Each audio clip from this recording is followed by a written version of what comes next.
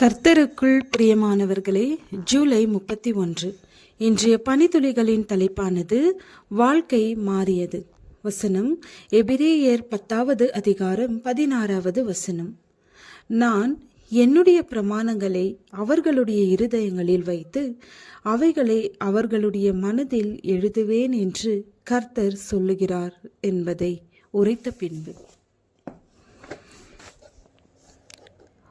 ஒரு சமயம் ஒருவர் ட்வைட் மூடி பிரசங்கியாரிடம் வந்து, உங்கள் மதம் எனக்கு பிடிக்கவில்லை என்று கூறினார். என் மதத்தை உங்களுக்கு பிடிக்காதது மிகவும் சுவாரஸ்யமாக இருக்கிறது. அப்படி என்ன உங்களுக்கு இதில் பிடிக்கவில்லை என்று விளவினார்.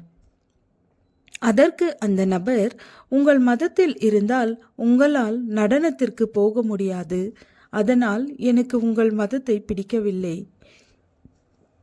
சீட்டு விளையாட முடியாது, சூதாட்டத்தில் ஈடுபட முடியாது, உங்களால் மது அருந்த முடியாது. இந்த காரணங்களால் எனக்கு உங்கள் மதத்தை பிடிக்கவில்லை என்றார்.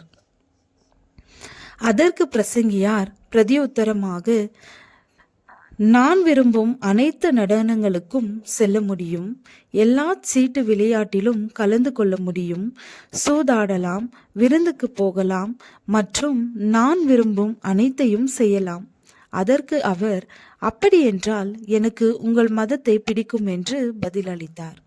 உடனே மூடி அவர் முகத்தை பார்த்து, நண்பரே, இவை எல்லாவற்றையும் செய்ய என்னால் முடியும், ஆனால் கிறிஸ்துவிடம் என் வாழ்க்கையை ஒப்புக்கொடுத்து விட்டேன். அவர் என் வாழ்க்கையை மாற்றிவிட்டார். எனவே நான் அவைகளை இனி செய்ய விருப்பமில்லை, எனக்கு முற்றிலும் விருப்பமில்லை என்று கூறினார். கிறிஸ்துவனுடையவர்கள் தங்கள் மாம்சத்தையும் அதன் ஆசை இச்சைகளையும் சிலுவையில் அறைந்திருக்கிறார்கள். நம்முடைய சுய முயற்சியினால் நம்மால் ஒன்றும் செய்ய முடியாது. என்னை பலப்படுத்துகிற கிறிஸ்துவினாலே எல்லாவற்றையும் செய்ய எனக்கு பலன் உண்டு. நம்மை மீட்டெடுத்த கிறிஸ்துவை நம்முடைய வாழ்க்கையில் அனுமதிக்க வேண்டும். அவர் நம்மிடத்திலே நற்கிரியைகள் காணப்படுவதற்கு ஆவியானவர் மூலமாக கிரியை செய்வார்.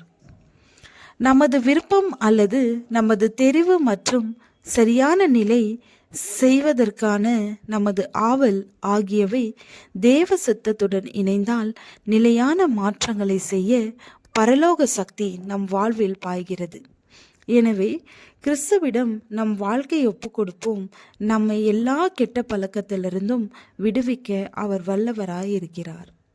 ஆம், நம் இரட்சகராகிய கிறிஸ்து உங்கள் வாழ்க்கையில் நுழையும் போது அவர் உங்களை முற்றிலும் மாற்றுகிறார். நான் என்னுடைய பிரமாணங்களை அவர்களுடைய இருதயங்களில் வைத்து அவைகளை அவர்களுடைய மனதில் எழுதுவேன் என்று கர்த்தர் சொல்லுகிறார். ஜெபம். சுயத்தை வெறுத்து எங்கள் வாழ்வை உம்மிடம் அர்ப்பணிக்க கற்றுத்தாரும். ஆமேன்.